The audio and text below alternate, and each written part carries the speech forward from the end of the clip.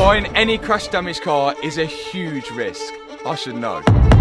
But buying a flood damaged car hugely increases that risk, especially in something like a Rolls Royce. In 7 days, we're going on a trip where we definitely need a 4x4 car. Oh no! I can barely hear you, but we've crashed. And I know just the place to pick up a bargain. That place is Copart, an auction which sells only salvage cars, deemed unrepairable by the insurance. But it's also a place you can find a bargain. Sold on approval. Do you know what he's come here to look at? I do know. There's a few cars. And I know what your plan is. You're not having my Urus. 4 months ago, I bought my girlfriend a crash-damaged Lamborghini Urus from Copart. Yeah, boy! Which we rebuilt and got back on the road. Now this car is going to be perfect for our trip, but I've come here to find something similar, if not better, than the Urus. Are you excited? Yeah, I am actually. Well, it seems all the cars I wanted to see are all here. And each one of them is a 4x4. It's 4-wheel drive. Each one of these cars has damage of some sort. That's why they're here. I firstly looked at the Lamborghini Huracan, and this one seems like it's an unfinished project. It's up 35,500 with 5 days left. Now it says partial incomplete repair, but it's not recorded as damaged. This screen is a little bit different to this screen, and I remember from the photos of this. Oh, there's no bonnet hinge. There's one bonnet hinge. It's completely stripped. Yeah, there's not much in there. I was gonna say 35 grand right now isn't bad, but Yeah, it's pretty good. But this really wasn't the type of 4-wheel drive car I was looking for. So, although this could be a good deal, we're gonna swing over to the SUVs. I then looked at this, a front-end damaged GLE 63. It's on £7,300 at the minute, selling for around 35 grand, and it's a category N. Oh, but it still didn't tickle my fancy. No, I'm not feeling the inside, it's not topping the Urus. Then, there was this one, an Aston Martin DBX. From the outside, it looks like there's very little damage. Pretty much a brand new car, which is sometimes quite worrying at Copart. Come on then, let's go and have a look at my favourite one. The Aston Martin DBX, and this does not even look damaged at all. If it's only 5 grand, I'm bidding. 12,500 at the minute. This is a £150,000 car, and it's on 2,400 miles. Apparently it doesn't run. This is really nice. It's got like a carbon kit on. Look at that. Wow. All carbon. Oh yeah, this is proper nice. it's like your Vantage interior but 4x4 version. It looks well good. But it was hard to understand why a car in this good condition wouldn't start. So my dad opened the bonnet to try and find any clues. I'm bidding. I'm bidding. What's in it? What's happened? They've just took Nothing. the covers, It that's looks it. really bad. Yeah, there's no engine in it or anything. I don't get why it wouldn't start. Why won't it start? The car's a category N, which means non-structural, but we still couldn't figure out why it won't start until I looked at the ad closer. Ah, flood. Oh. Is it a flood? Yeah, It's a I thought it flood. might. Yeah. If it has gone in water, I wanted to see whether any of the electrics worked. Yeah, look at that. All the electrics work. So if they all work, what happens when we try to start it? And 1,000 miles. This is definitely, he's liking this, aren't you? Do you know if I had a car that had done 2,000 miles, I definitely wouldn't be driving it through a flood. we got the guys from Copart to try and start it just in case anything broke, as we didn't want to be responsible. But nothing. Just clicked. Yeah, that's the hydro locks, isn't it? If an engine has drove through a flood and sucked up some of the water, then when that enters the combustion chamber and the piston goes up, the piston won't be able to compress the water, which would hydro lock the engine, and in most cases, mean you have a bent conrod. To fix this, you basically have to rebuild the engine. This has got a lot of potential for a daily. It's grey, it matches the Urus as well. But this isn't the car that I wanted to come and see. The car I wanted to come and see is the next one. The Rolls Royce Cullinan. Rolls Royce's first all-wheel drive SUV. But this one's a little bit different to the standard one. You can see that this Rolls Royce has got an urban kit fitted to it, which makes a huge difference. And not only that, on the listing, I can see that this car's only done 139 miles. It's basically brand new. So what's wrong with it? Well, apparently, it also runs and drives. What's the catch? It's a Category N car, non-structural, but it's been wet. We're doing this again. Do you approve of this? You can see that the Cullinan is flood damaged, but the fact that it's saying it runs and drives makes me think that the engine wasn't running when it went into the water, or it never went deep enough for it to suck the water into the engine. So this could be a bargain. Nice car. It is nice. This is. Does it smell? mileage. Not really. It's very dirty. Yeah, I bet they've been in I'll and bet out. that's 2 keys, logbook.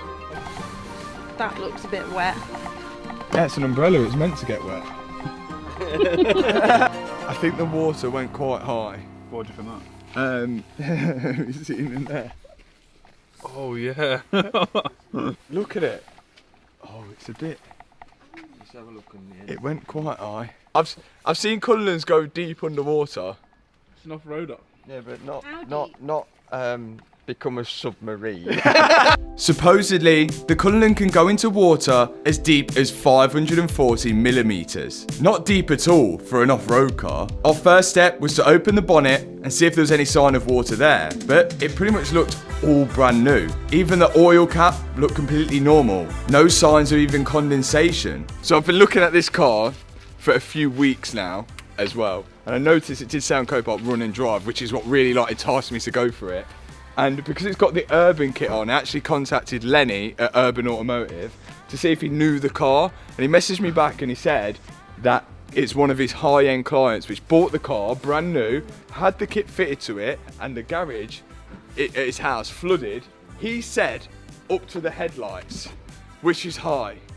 Very high. We actually managed to get in contact with the previous owner, who sent us these photos of his driveway. He was unsure of how high the water actually got to at his peak because he was away, and this is what he just come back to. But he also shown us that he paid £380,000 for this Rolls Royce. In this car, isn't all the electrics in the boot?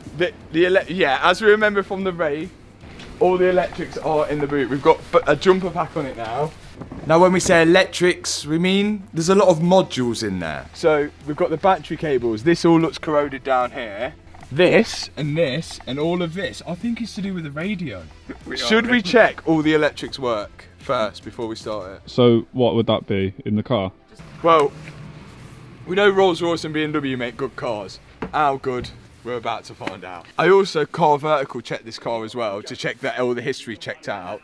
And when I put the VIN number into Car Vertical, it come up that the car is registered as damaged as Category N, which they have to categorise a flood damaged car anyway. But also you can see that it literally only had one owner, and then the mileage checks out at 139 miles. It's not gone anywhere, and then it's come straight to here. So we can see the full history of the car, and there's nothing dodgy on it. Whether this car runs or not, we're about to find out. But I do want to find out whether the electric works, because this could be the best Christmas treat ever. Right, will the seat move? Got So two we've got jumpers two on. jumpers on. Oh. It's not looking good for my seat. It did work. Oh, it's on. Oh, it's It's like it's not got enough Go power. again. Yeah. Oh, and oh no. Oh, and then off. But all the radio stuff is in the back. So can we get accessories? Yes. We've got ignition. This thing doesn't seem to want to stay on.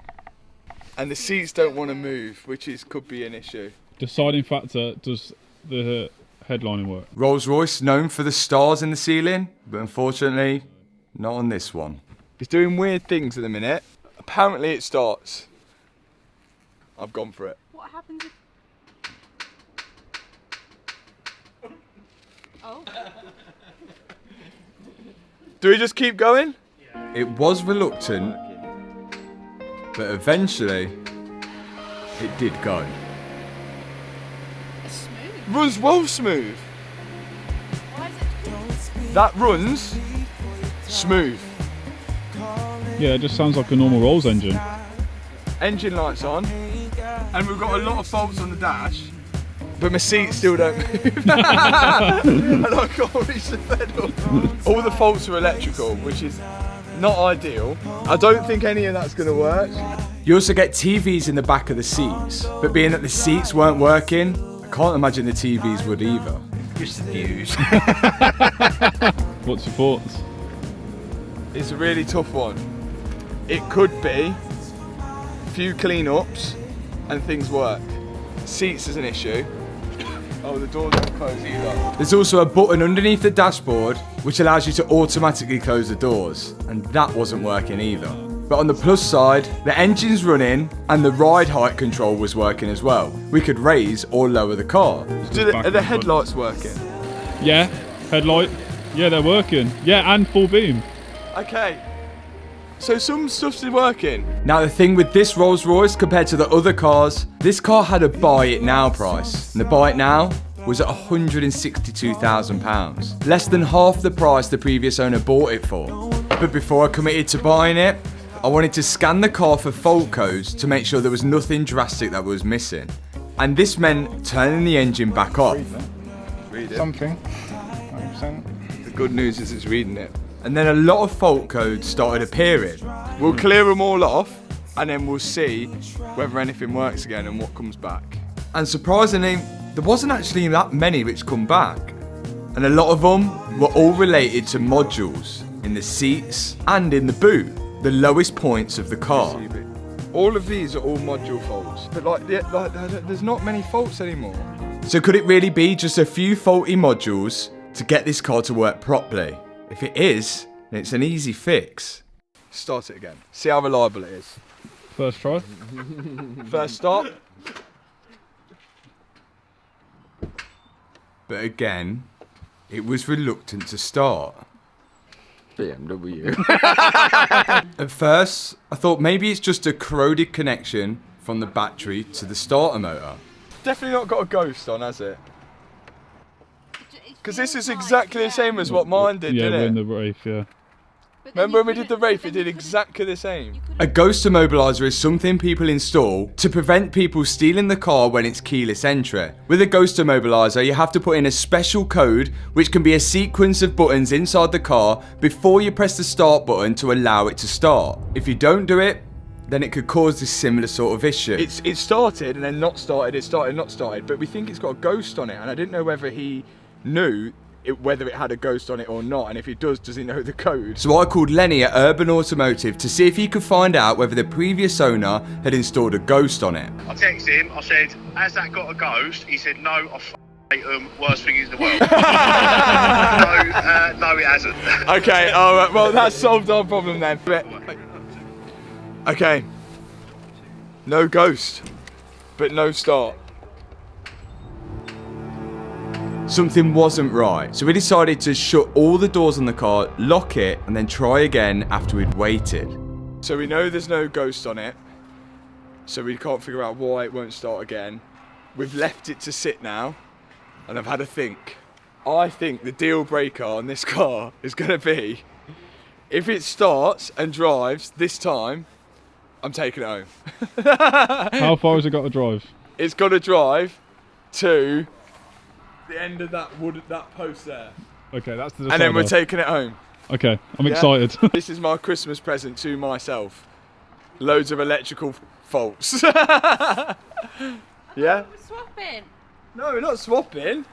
You can't reach the pedals because the seat don't move. Neither can you. Right, let's get the jumper packs on again. Here we go again. This time though, it's for the car. Go. But it was still reluctant to start. I couldn't work it out. The starter motor must be okay because it started the first time. Unless there's some kind of electrical fault. So I got the reader out again to scan for fault codes to see if there was anything preventing me from starting the car. But I couldn't see anything. But randomly, Ethan pressed the button. Repeat start attempt. And it went. Okay, let's see if it goes in gear. This is it. My Christmas special. Are you ready? Do it. Go on, send it. Oh! Yeah. It's driving well good. The Cullinan was actually driving. You gotta get it to that wooden post. We're making it. And it stopped! So after being fully submerged underwater, the car still ran and drove. The two main things a car needs to do. This is a beast. It's actually working. Yeah, look at that.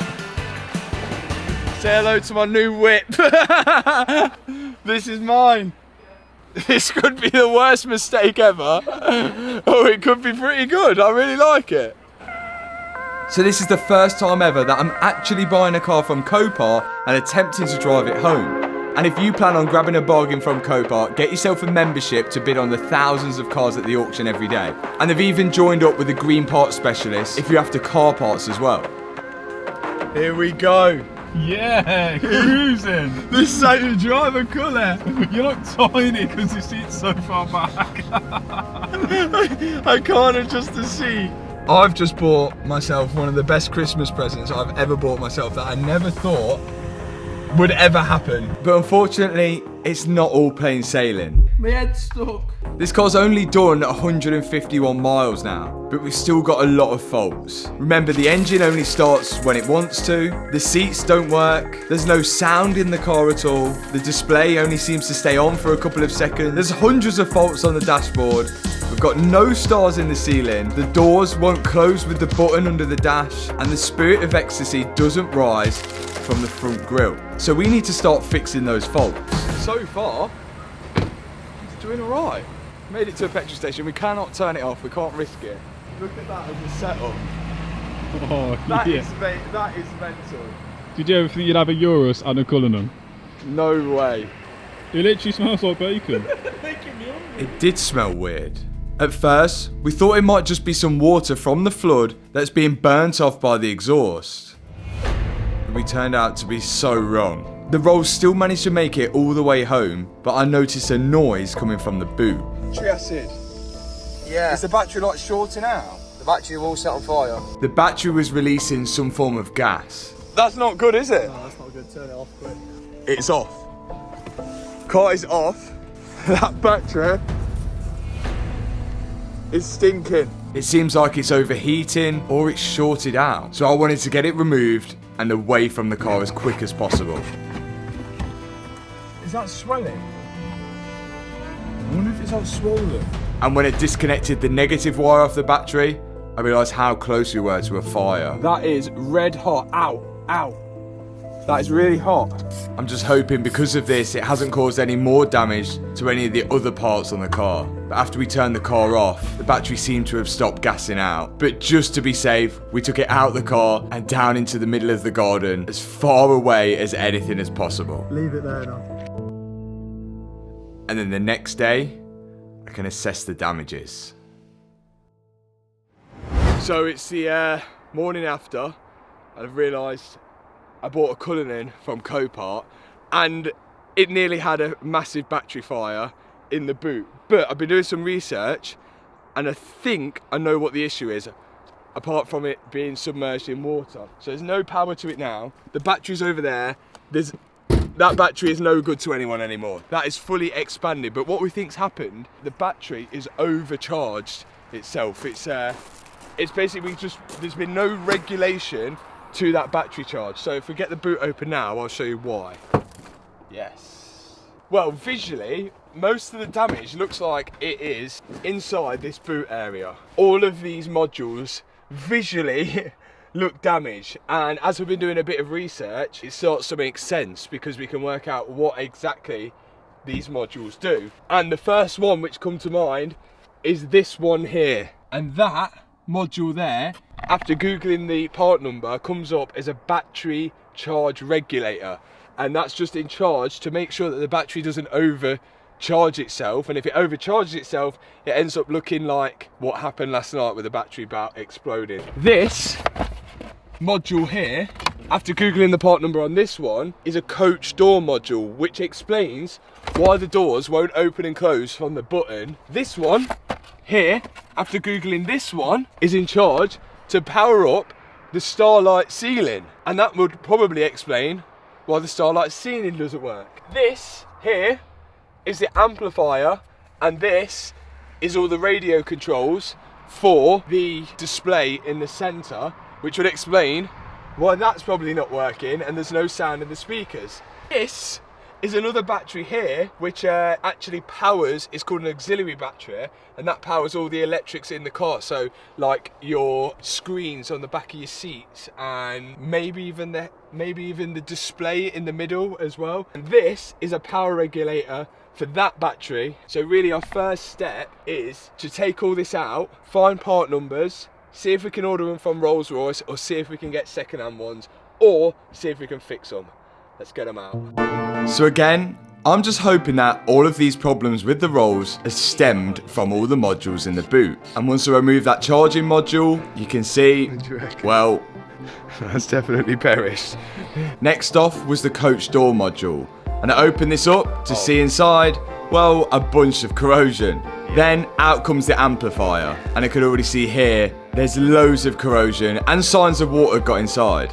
Ooh, that is a bit wet. Then the auxiliary battery's out and all the other modules. Alongside the modules, there is this sort of connection box here. Now it doesn't actually contain any electrics in it, but a lot of the wires connect through this. And the reason I think so much water got in the boot, well, you see on pretty much every car, they have these sort of pressure release holes in the boot. So when you close the doors, the pressure from the inside of the car can escape. But that's where I think the water's got in. Right. I've ordered a lot of modules, but some I haven't. This is expensive, but it's not actually anything that technical. All these are fuses, and providing all these fuses are all good, including the pyro fuse at the back, I can't see why we can't reuse this, providing we clean it up. Good. All the connections still seem okay, but it's not going to harm us cleaning everything up with some electrical contact cleaner to make sure it's more than okay. It only takes one bad connection, and that could cause our intermittent starting issue. After we clean it, the connections and the fuses looked a lot better. Now it's just a case of putting everything back in the car, along with the new battery charge module that I ordered as well. I found the Rolls Royce actually uses the same battery charge module as an 8 Series BMW, and because of that, it was only £67 from eBay. Along with that, I replaced the auxiliary battery, the small one, which I managed to get from eBay as well, and of course I had to replace the big main 12-volt battery. Right, I'm just going to I'll put the bare minimum in, which I think needs to start it. Absolute bare minimum. Will it start? On the key. I'm just going to go for it. If it turns first key, we celebrate. I'm ready. Repeat start attempt.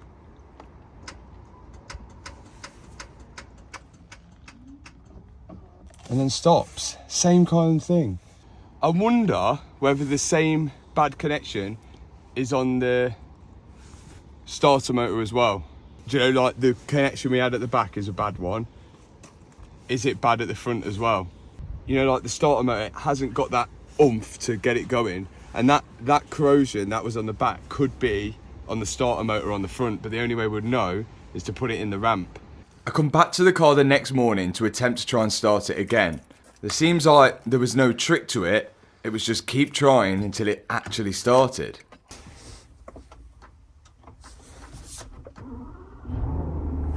There it is. That was about third time this time. The Rolls made it to the workshop with no problem. Of course, I'm still sitting at the edge of my seat because I can't move them yet. But it seems like we're going to have to get it up in the lift to find out why this car won't start first time. But before we do that, I just wanted to check first that the battery wasn't overcharging now after I fitted that battery charge module. Oh! 14.5. Good. Which all seems really good. And even the auxiliary battery was charging at the right rate as well. And I even checked after the battery to see if it was losing any connection. 14.5, fine there. So we've got all the power here, no problem.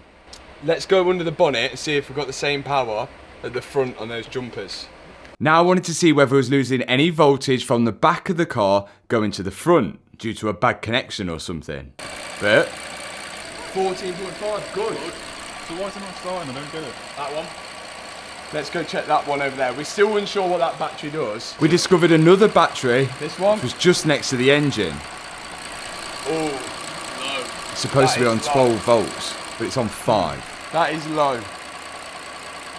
Could that be a starter battery? But then it wouldn't have started, would it? Because we just started it. Yeah. Turns out that battery is just a backup battery if the other batteries die on the car. We're definitely going to need to replace it, but that's not the cause of why this car isn't starting, as we've had a jumper pack on that battery before and it didn't help it start. So now our only option is to go underneath the car, see if there's any bad connections under there, but all the wires look good. So our next step is to try and find the starter motor, which was easier said than done. The starter motor is always going to be on the flywheel side of the car. So when you activate the starter motor, it spins the flywheel, which turns over the engine, which helps start the car. But we couldn't find it from underneath, so we're going to try a look from on top. We've got to remove a few things out the way, like the strut brace, then we can take the engine cover off and see what we can find. It would be terribly unlucky if a starter motor had gone. Why is that unlucky? Because they don't go often. Nothing else has gone on this car. Yeah, but it was in water. What do you expect? Yeah, but I would say that that's probably a good thing, that that's all that's gone wrong. How is a fuel pump? How is your headlights? How is everything else working? And the one thing that breaks is a starter motor. Yeah, Don't but seem right. At least it's just one thing. But who knows? Hannah could be right. But if we can send power directly to the starter motor and it works, then it defeats a theory that the starter motor has failed. This would be a terrible engine to work on. 2 turbos, 12 cylinders. But we still couldn't get to the starter motor. So I think, but up here, it's not, the water ain't been up here. I think it's going to be down below. So does that mean we're going to have to start taking things off? We're going to have to take the under tray off, yeah. What we can do now, it'd be good if we could plug it in and just see if Carl can see anything his end before we start messing. What have we got from Rolls Royce? Whoa! That is the amplifier. No, that's the starry ceiling module. Yay! Starry ceiling module. This gives you starry ceiling. We're hoping this will give me starry ceiling. Shall we see? Are we going to get starry ceiling? Yeah! Yeah! Yes, starry ceiling! That's all that matters now. Yes, we got starry ceiling. Next module, amplifier. So if it all goes as well as that, we're onto a winner. I've just plugged in the new amplifier and the module for all the TVs inside. And whilst I'm doing this, Kyle from Define Coding is reading the car to see if I've got any faults. But will we have any sound now? Yeah, we've still got no dash. But again, Carl was saying that could be a safety thing. So it's not going to be as easy as that. We've still got no sound and the screen only stays on for about 2 seconds. But we are showing a fault with the starter motor, which really should be our main concern right now. So there's no power going to start as before. Kyle was able to send us diagrams of the starter motor and all the lines that go to it, and even found a picture of the engine and where the starter motor is located, which looked like a right nightmare. And as the fault is showing that the line was disconnected, we can only assume that the wire going to it is completely corroded and causing a bad connection. And our only way to find out is to try and get to the starter motor. So we're underneath now, removing all of the under trays. Oh my God, look at the bottom of that. It's clear a lot of this car was underwater. Rusty. Can't see anything. But it is rusty though. Like we've got a couple of rusty bolts. Yeah. Rusty. And after a while of trying to find this starter motor, oh, there, Liam. There it is, it's rusty. Yes! Look at it. That? Can you see it? The connection was really rusty. Oh, it is rusty. Very rusty. So do you think that? That's going to be it. First step was to try and remove the bolt which hold the wire to the starter motor. Everyone watching who's got a Cullinan at home, you better hope your starter motor don't go.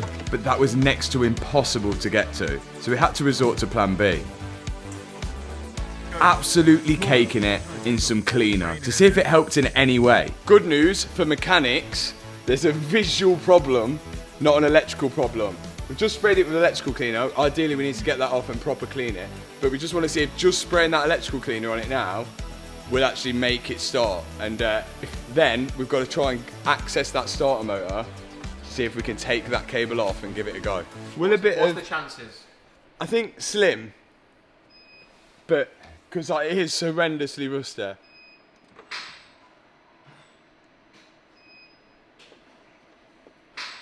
Yeah, same story. We need to take that off and clean it. Let's try and get it off. So, we need to try harder. But no matter what we did or what we removed from underneath, we still couldn't access the bolt which held that cable to the starter motor. My dad even started dismantling stuff off the top of the engine to see if he can get to it through there. Can we see anything? But still, no luck. In the end, he started taking off the exhaust system to see if he can get to the bolt which holds the downpipe to the turbo, which would hopefully give him access to the starter. But still, there was no route to it. So the starter motor issue still persists. We want to be confident with this starter motor. We're not sure whether it's an engine out job or not. So first, we're going to try and lower the front subframe off the car and keep the engine in place, and then see if we can get to the starter motor. But I'm hoping we don't regret that and then end up taking the engine out, because how many times have we said something like this, even with the Urus? But let's give it a go, get this front subframe out, and then see if we can access the starter motor that way. If not, it's engine out to change the starter motor, just like our favourite car, the RS6. Yeah, that subframe's just hanging, chilling. So now it's hanging. Can we access the starter? Negative. Okay. Well, after all that, to get to this starter motor, it looks like it's going to have to be engine out job. So that's our next step. We're going to put the subframe back up, bolt the engine back onto the subframe, and lower it all down, engine and gearbox all at once. But the good part about that is that when the engine does come out, we'll be able to get to all of it, and it's probably a good idea to check everything else whilst it's there. Here we go. Can you believe you have to remove the entire engine to get to the starter motor? For some reason, I can. Leave my common sense. So it looks like it's engine out for Carol the Cullinan. Taking off the oil lines at the front, which go to the oil cooler, because the oil cooler and all the radiators are going to be staying on the car whilst the engine comes down. Then I can start removing parts of the suspension. Ooh, what's that? My plan is to drop the engine, gearbox, and most of the suspension down all as one. But there's one thing that connects the gearbox at the front of the car to the differential at the back, and that's this prop shaft, or drive shaft if you're American. So I've got to remove the bolts which hold that to the gearbox at the front, and remove the bolts which hold it to the differential at the back. Once I've done that, I can remove the bolts which hold it to the frame of the car, and then lower the prop shaft down and out of the way. Now, the car can come back down, so we can start disconnecting everything at the top, which means all the hoses which go from the engine to the radiators at the front. Remember, all the radiators, aircon condenser and oil cooler will be staying on the car, whilst all the engine comes back down. My dad's on with disconnecting all the electrical connectors, which go from the engine into the engine's ECU. Then I'm back over with the final bits on the suspension. And I'm also tying the brake calipers up out the way. That way, if we don't disconnect the brake line, we don't have to bleed the brakes when we put it back together. All we've got to do now is lower the subframe onto the axle stands and then undo the bolts which hold the subframe to the chassis of the car. We've already disconnected the steering column from the steering rack, so when we lift the car up now, the engine and gearbox should stay on the floor. But we've got to be really careful that nothing's connected still, because we could risk breaking it. This is basically a brand new car. Yay! It's still stuck. Wait, no, Matt, if you put your arms behind you now, you'll be like Carol. Oh! Yeah, that's it. Oh my god, look at the size of that! Wait, where is the starter? It's under there, look. Oh, brilliant. This will come off. You still can't get to it. What, so we took it out, we still can't get to it? It should have come It's in the issue, look Yeah, at it. that. 1:51 in the morning and we're still yet to see the my starter days. motor. It's 2 o'clock.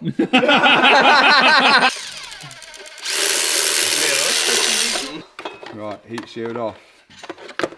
There it is! There she is, look. If this spins every single time, with power going to it, then the problem is the connection to the starter motor. If it doesn't spin every single time, it's the starter motor. So that's what we've got to try and work out here, whether it's the starter motor or the connection. The connection does look... I don't know what it looks like in there. Finally, we got to the starter motor. But now, we need to remove it from the gearbox so we can test to see whether that's at fault or is it just the connection. Either way, we should be able to fix it from here.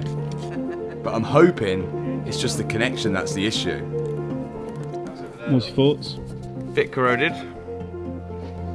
No, You I wanna think we leave just it leave it as as it is, and we'll send power down and see if it does exactly what it does when we start it. Because if it does, that's good news. We know it's the starter. So now we're going to send power down the same wire that the car sends the power down to see if we have the exact same issue as when we tried to do it in the car. On the starter motor, you have a solenoid and you have the actual motor. Now when you turn the key, it sends power to the solenoid, which then pulls down and makes another connection to the actual motor. When the solenoid pulls down, it pushes the actual gear out of the starter motor, which in turn spins the flywheel to start the car. So the first thing we're going to try is sending power to that solenoid. So we've got a wire going to the solenoid and a ground. Fingers. Let's see what happens. Yeah. Oh. Seems a bit slow. Yeah, that's slow. Should be razzing. Yeah, that's too slow. That should be razzing.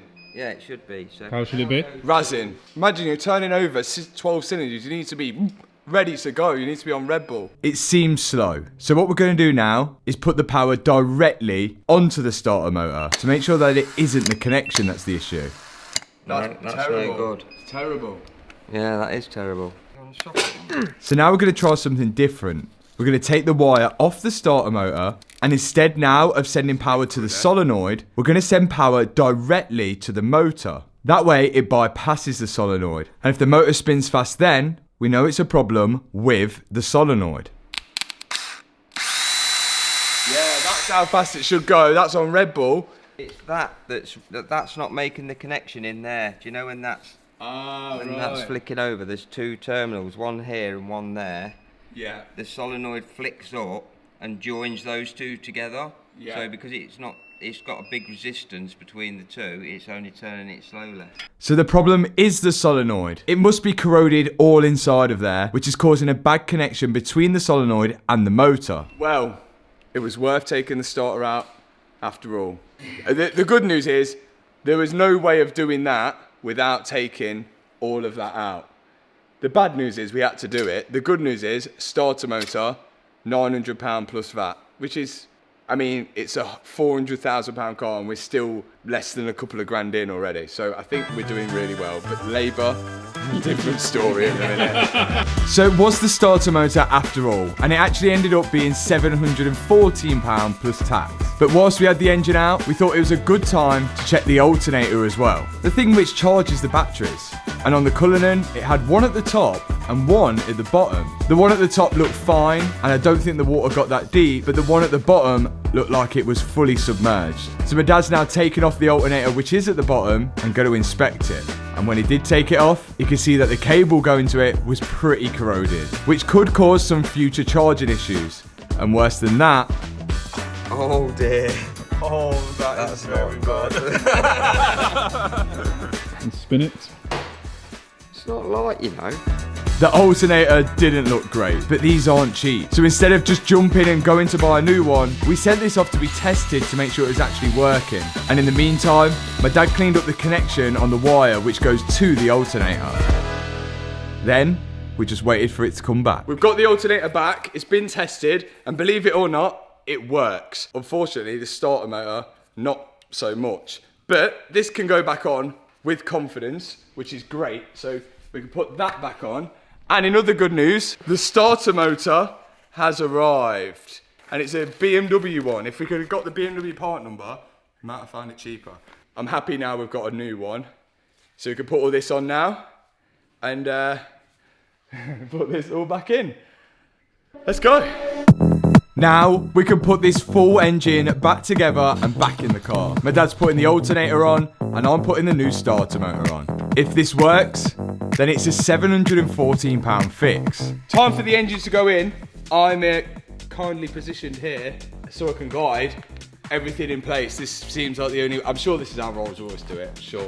Now, so far, we're doing well with this car, even though we did have to take the engine out. But I think for that specific reason is why the UK have a big problem with car insurance. Imagine the previous owner of this car got paid out his £380,000 that he bought the car for, and the only money the insurance got back off that was the £162,000 that I bought the car for, which leaves the insurance company £218,000 down. Where do they get that money back from? Well, the answer is from all of us guys. It only takes 218,000 people's insurances to go up £1 each, and they've got that money back. Now, I know some cars financially aren't worth repairing. I think the Lamborghini Urus was close to that. And because the insurance is paid out on both the Urus and the Rolls Royce Cullinan, the Urus is now stamped with a category S, as you can see on the car vertical report, and the Cullinan is stamped with a category N, which will affect the future value of the car. Luckily, you can check whether a car is registered as damaged or got any outstanding finance or weird history about it with car vertical, and sometimes you can even see photos of the car when it was auctioned off at the car crash auction site. And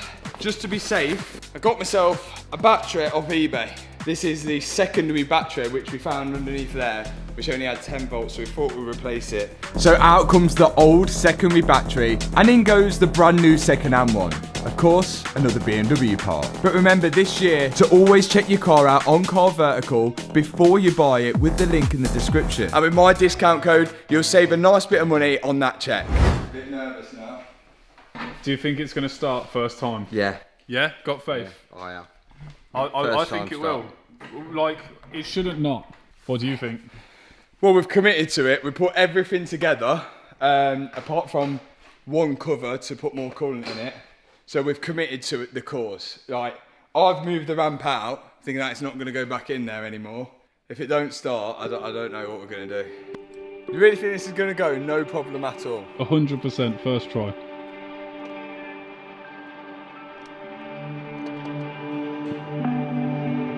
Okay, ignition on. No, ignition's on. Ready? Yep. Come on. Yes, it worked! It worked. It started first time. Starts first time, it revs, I've got power steering, I've got a horn. That's good. What a relief. And if that isn't worth hitting the subscribe button, then I don't know what is. But we're not finished yet. We've now got more electrical problems to try and find. The head unit, going to sleep every 5 seconds and turn it off. Carol hasn't come out the bonnet yet. The seats still don't move and we have no sound in here. But the good news is it starts every time. Just to check. Yes. We're nearly there. We're nearly there. We've nearly got an absolute bargain here. Next step, the seats. Now the seats don't move at all. None of them do. Ooh. The fault that we're getting is due to the seat modules. They're so dirty as well. They need cleaning up. But the seat modules are really low down, so it would make sense that if water did get in and it was around this sort of area, that is what's going to be hit. Now the problem we have here is that the bolts for the seats are, well, underneath these things here and here, but to get to the back ones, I can't because the seat is over them. So we're gonna have to either send power to the seat to move it forward or see if we can get that module out without taking the seat out.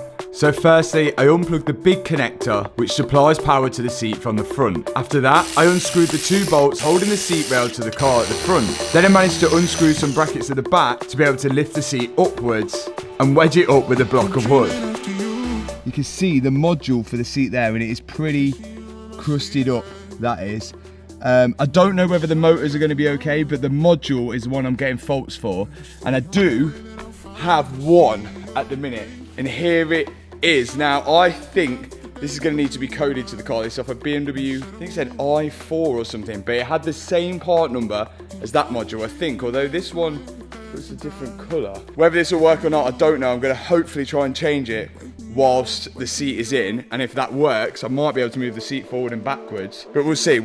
Luckily I could just get my hand in there to unplug the old seat module and then slide it out. Now I'm going to push in the new seat module, which is a second-hand one, and plug that all in and see if it works. Fingers crossed. The seat module is in. I can't see it working. I think it's going to need code into the car. I'm just hoping that that is a quick way for me to be able to move the seat forward and then be able to get to the bolts out and have a proper inspection. But let's see. Oh, the headrest is moving. Backrest moves. But it doesn't go forward or back. The backrest moves. The headrest moves. But it doesn't go forward or back. I can hear it clicking underneath. Oh my God, we're so close. Why won't it go forward or back? Oh, even this is working. Could it be the motor which moves it forward or back? Do the heated seats work? Oh, the heated seats are working. That didn't work, but everything is working, but forward and back. I wonder if something's unplugged or something. Let's go and have another inspection. So every single thing on the seat works, apart from the one that we need to get to the bolts at the back, moving it forward or backwards. And when I went to look behind the seat again, I found out this plug wasn't actually going to anything. Could that be for the motor? I don't know. And maybe someone's took it off to put power to it.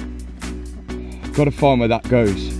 Turns out it was for the motor. And my seat was missing one, along with all the mechanism that the motor turns to move the seat forward and back. Rang Rolls Royce to order that. It's £430 per one. And it's annoying because it's not something the floods caused. Someone's removed them to try and move the seats and we haven't got them. So instead, off eBay, I managed to find some 7 Series seats here of a BMW 7 Series, which I think has got everything the same. This is what we're missing. And I think this is what they've pulled off to try and get this motor going. So we're hoping that this will work off a 7 Series. These were £375 each for the seat, but we'll have a seat at the end. We've got some extra modules in here, I think. So it's better than buying it from Rolls Royce, providing it works. We've just got to see now how we can get these off this rail and onto the rails in the car. But before we did that, we also had faults for the rear seat modules. So me and Dips started removing them to see what the fault was. I thought we'll open it and check it and see how bad it is. That's in the rear seat? Yeah, that's the rear seat. So the water must have gone up quite high because that wasn't... Yeah, that was quite high. Yeah. Even the plugs on it as well, that's bad. Even the back of it. 2 rear seat modules from Rolls Royce. This should be all the seats working apart from the passenger seat, which we're still waiting for the module for. And then we've got to work out how to try and get them to move forward and backwards. Dips is still cleaning up the connectors. Yeah. And this should do it. Come on. So slightly distracted by the rear seats, but we think we can solve the issue there. We've now got 2 rear seat modules, which should provide life to them. And luckily, there isn't much more to these rear seats. So once Dips has installed them, we can now start reinstalling the whole rear bench again, before we start back work again on the front seats. And with these modules in, Kyle from Define Coding is now plugged into the car to make sure they're working as they should be. Guys, Kyle is plugged in and he's doing some coding, and look at this. Headrests go up, headrests go down. I think it's working. Then by chance, I wanted to take the module out of the second-hand seat and see if the part number matched up to the seat module that we're missing for the passenger front seat. 61356 995 9459. But unfortunately, it was different. Right, Carl from Define Coding, who's again, no one's ever seen his face, is just on the phone. He's a myth. And he's flashing the car. Look at this, the screen stayed on there. Now, so we know the screen works good. And then look, the screen's on in the back here. That screen's probably on, but we can't see it because the tray doesn't come down for some reason. It did earlier, but... Dips is scaring me pressing buttons because we're at a vital moment where the car's flashing and we can't do anything with the car at the minute until this flash is over with. And if we mess it up, could be a big problem. Oh, it's doing a loading bar on the screen now. It's the most important file and it's almost done. So once that's done, we're on for smooth runnings. It can be saved at any point after this. So. Nice. So what Carl's doing now, before we jump back onto that front seat, is re-flashing the car with fresh software. He's doing this just in case the car went into some kind of safety mode when it went into the water. And after that was done, was going to see if that solved our problem with the no sound coming from the head unit and the screen going on and off. But unfortunately, it didn't. The screen only stayed on still for about 2 seconds a time. So that's still a mystery. We then move back onto our seat problem. We've got to take this part off the 8 Series seats, which requires us to grind off some rivets which hold it onto the rail, and then we've got to install it on our Rolls Royce seat rail. Here we go. That piece, £480 from Rolls Royce, or you buy 2 second-hand seats for £375 each. See if we can get it on in that seat in there. Now, we discovered that we weren't going to be able to properly install it with the seat in the car, but if we could just get it in to move it forward, we should be able to get the seat out. Oh, who's your daddy? Well, not you, Dips, but... yeah! Oh, yes. And it worked. Now we can finally move the seat forward to access the rear bolts and pull this seat out and fix it for good. You can see now with the rear seat out that the 8 Series seat motor and mechanism fits perfectly on the Rolls Royce rails. We've got to slide it in place and then pop in our new rivets.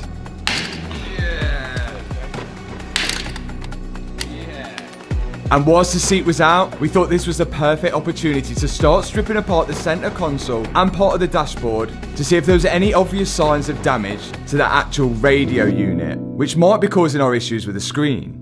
We don't really know 100%, but money's on, it's this.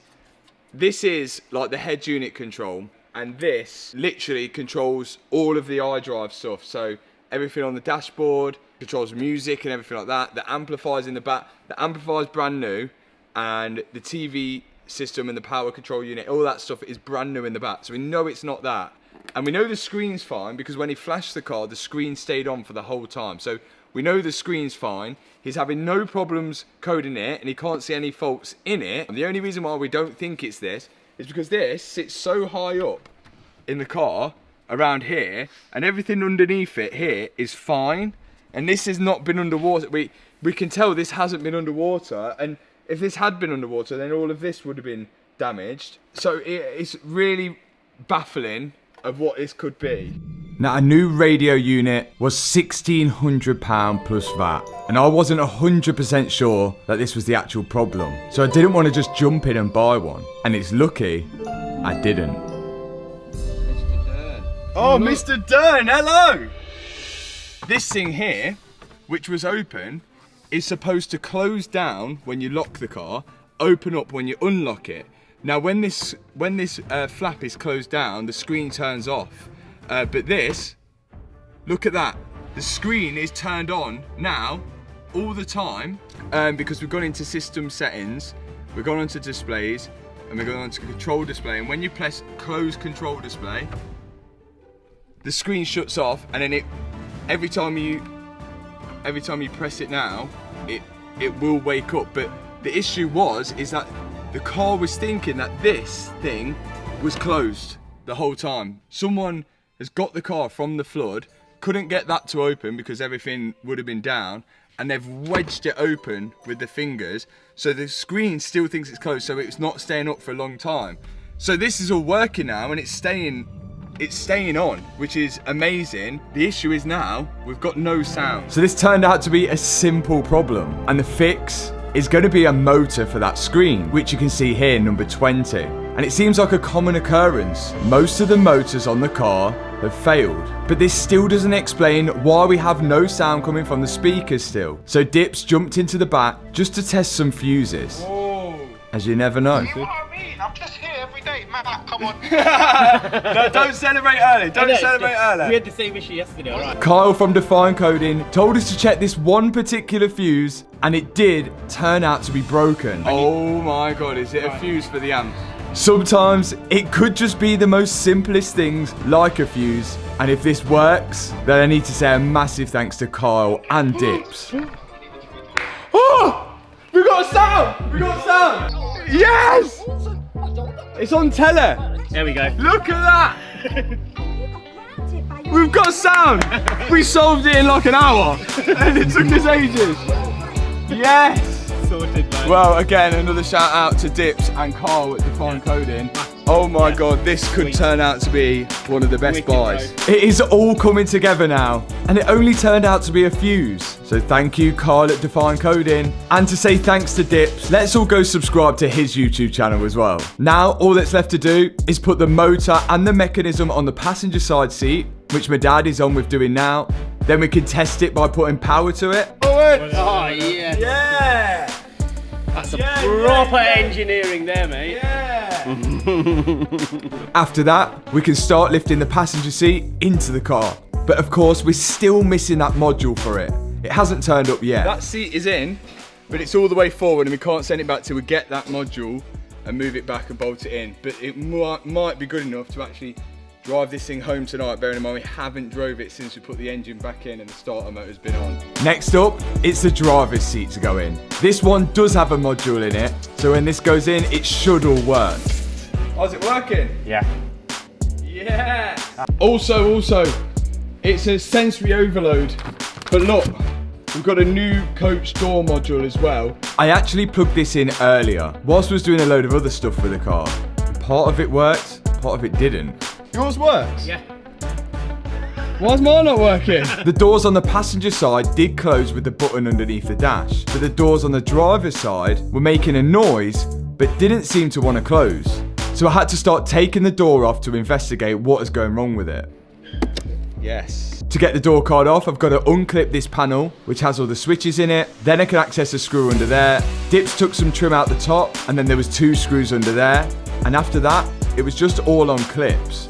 But I'm being careful not to break anything. Remember, this is a £380,000 car. I can't even believe I'm working on something that expensive. Once the door panel was off, I could get to the motor.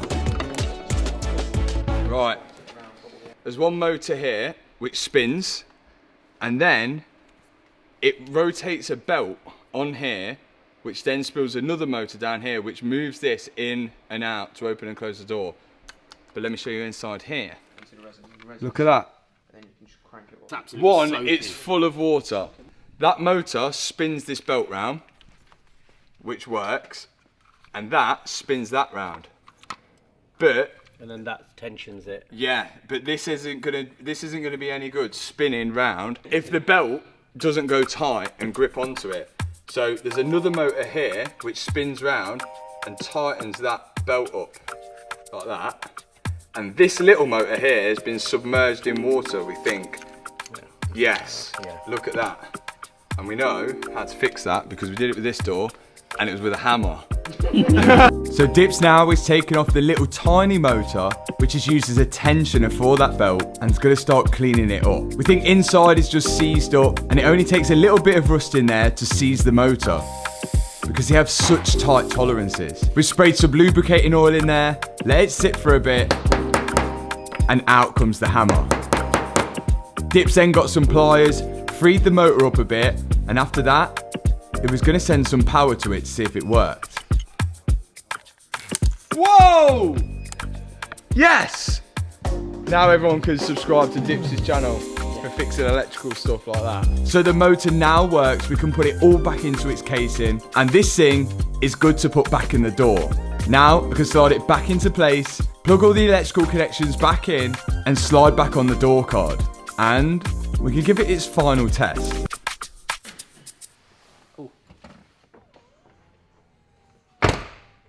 That's Did that rapid. close?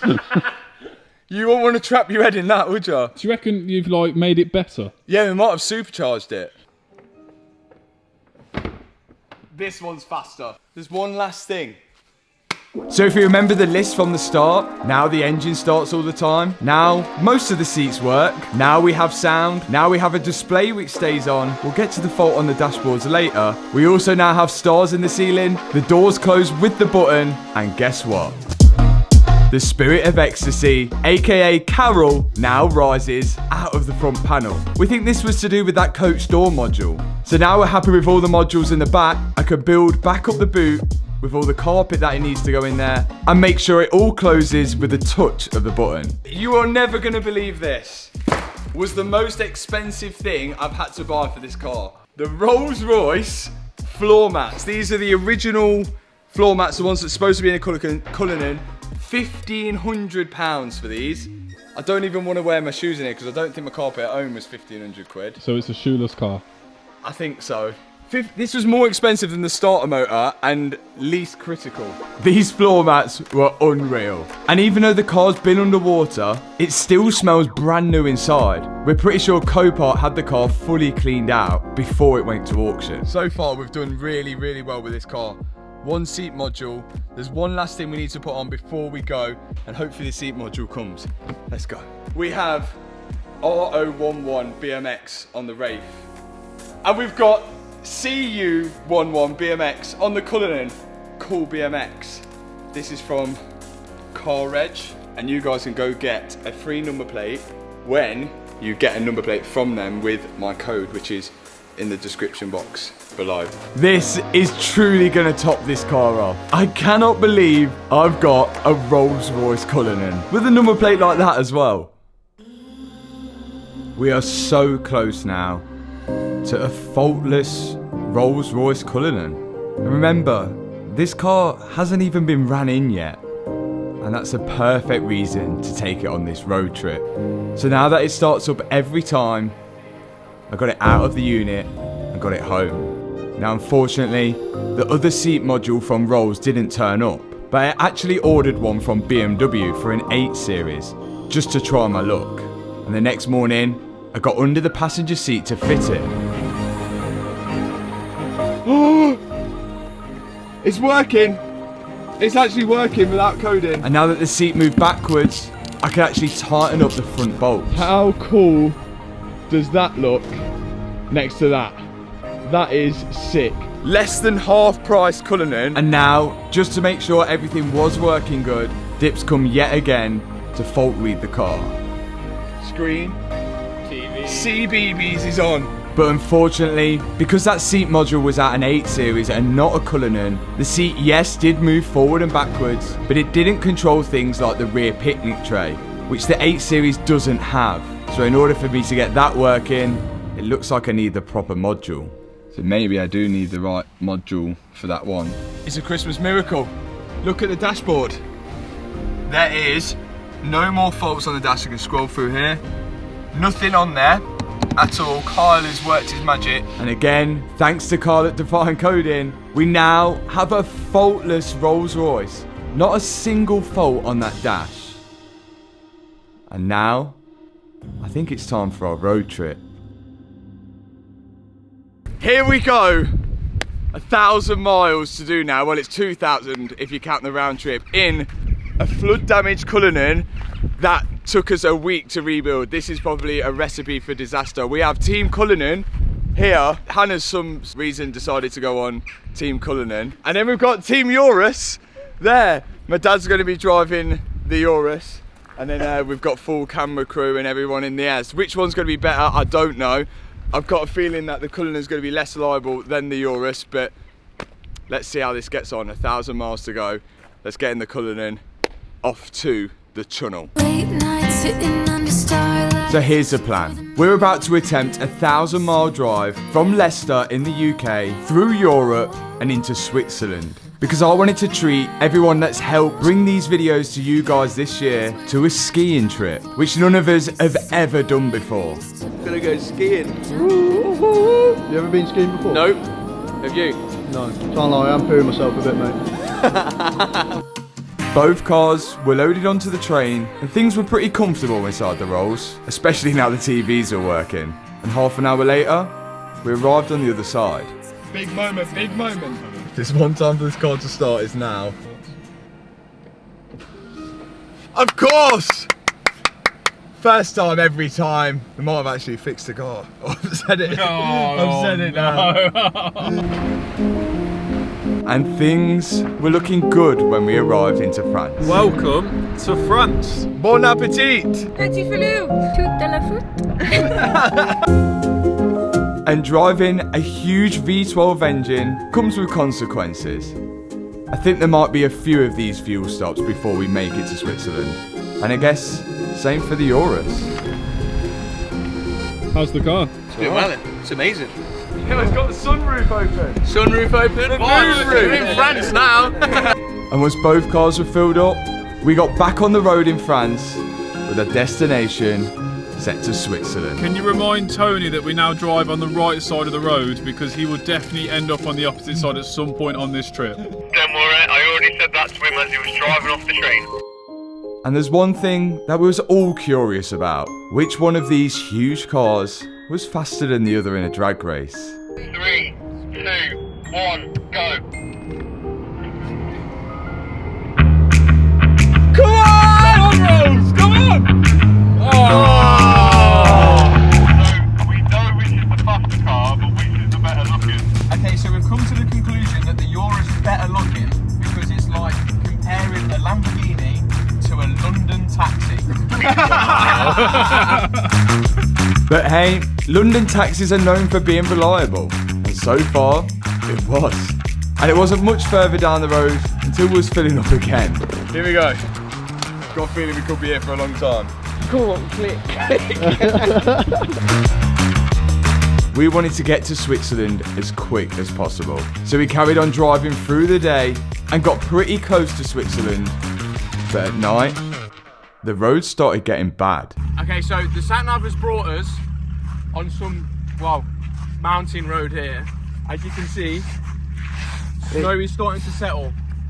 We was going maybe 10 mile an hour, if that. Like literally, if that, genuinely. If you look at these tracks, yeah. it's just skidding. And then, yeah. And we've ended up, now, obviously we're off the floor.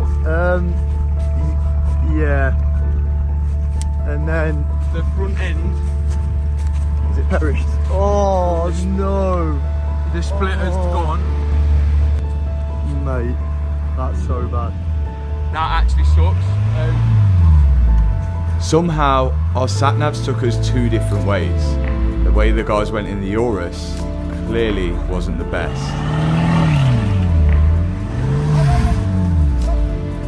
Oh, the splitter is perished. Oh, Hello. I can barely hear you, but we've crashed. No, it's not bad, but we've ended up in a ditch and the splitter's gone. But this could have been way worse. It was only a low-speed accident, but if that mound of dirt wasn't there to stop the Urus, it could have gone down a huge drop. There's no stopping there. We're going to meet you at the roundabout. You just focus on getting down there. We'll meet you down there. And the snow was picking up more and more. And it wasn't actually even in Switzerland yet. slow, slow, slow, slow, slow, slow. Oh my god. Oh my god. It's so bad. I've took the option to get out and say that we're filming, but I don't want to be in the car. When we came up this road, like It was clear, 10 there was minutes no ago, it was snow. clear. And now, like, look at it. I can't even see down that drop. No, that's like a If full on, like, if we slide down there, that's like a full on mountain. car's gone. Oh my god, look how much snow's on the car. Are you okay? How is it? Yeah, we're okay. A bit shaken, but Oh my days! Do you know when you put your brakes on at 5 miles an hour, the car keeps going? Yeah, and This then- car, you cannot drive it on snow. And the previous evidence backs up that, because this was the Urus before we rebuilt it. And yet, it crashed in the snow. Now I think tyre choice is a massive factor when it comes to driving in the snow. But with these size wheels, you don't actually get much option. But in hindsight, yes, I probably should have looked for some winter tyres. You should see the roads where we're going. We've just checked. Yeah, So it's they're- horrendous. You cannot drive You this go car in on snow. 4 times the altitude of where you've just been. That's like, the only... we can drive it as far as what we can, but that car's not making. We- If it's snow wet, this ain't making it. Scary. Can you see how this guy put it in a bus that night in the snow? 100%. You may as these well not are have the wood summertime. tyres on. Good time for us to swap cars now. No, but we'll stay in the Rolls Royce. Yeah, Well, you've got- we're happy, aren't we? No, I've already adjusted my Do seat. you know what, guys? You have fun, yeah? We'll see you at the hotel. Yeah, see you later.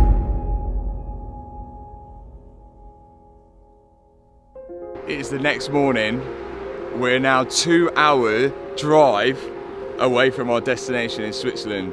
but the roads are going to get very twisty, the altitude's going to get high, and the snow is going to get worse. We've already had one incident with the Urus. It has lost a splitter, but it could have been a lot worse.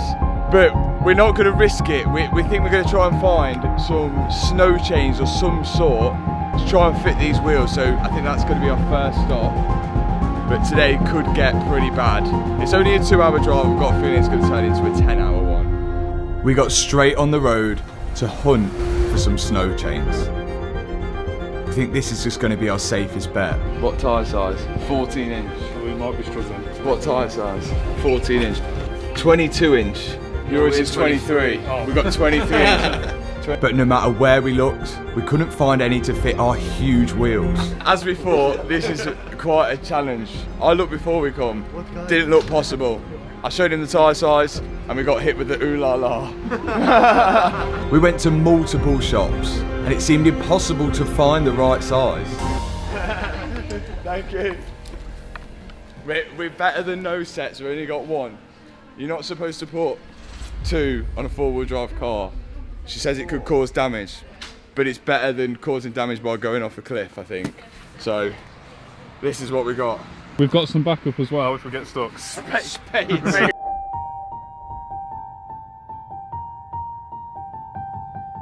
We've got the chains now, but do you think we'll need them? I think we will, yeah. Really? Probably more than what we've got. Yesterday it was snowing for the whole night and the roads are now covered with snow. The local authorities are cleaning the roads continuously since this morning. Now, we're getting to the last part of the journey. Both of these cars have done so well, but these are the roads now which are going to matter. The views got better and better. That is gorgeous. And to think both of these cars were sat at a salvage auction deemed not economical to repair is just crazy.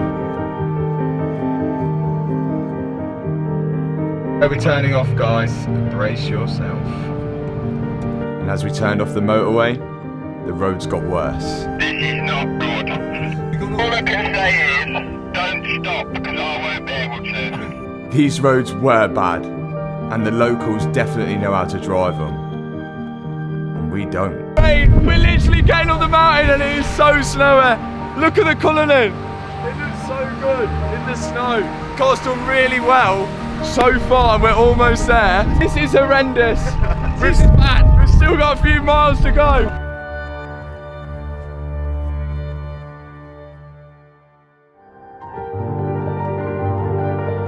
But it was all worth it on the other side. Andermatt in Switzerland didn't disappoint. And to see these two cars rolling into the village is really what dreams are made of. This really feels like winning. Only a week ago, we bought this flood-damaged Rolls Royce, and it's now provided memories that we'll never forget. Light work for the Rolls Royce. Light work, it's done really well. It's done pretty good. All the way here, 1,013 miles, all the way to the Cheddi after being fully submerged underwater. Now, we can all go skiing, but before that, we need to see how much this thing costs, because this was a really good deal. Ooh. We're here. I told you, you should have trusted me. So the Cullinan cost me £162,000. I then had all of these modules, including the batteries in the boot, to replace, which cost me £3,560 and 33 pence. Then there was the starter motor, which was £714. Oh my! Where's that going? We then had the floor mats, £1,500, and the two 7 Series seats, £375 each. That is light work, Danny. There was then the additional battery, which was £70, and the seat modules, which totaled up to £222. Oh my god, we're zipping!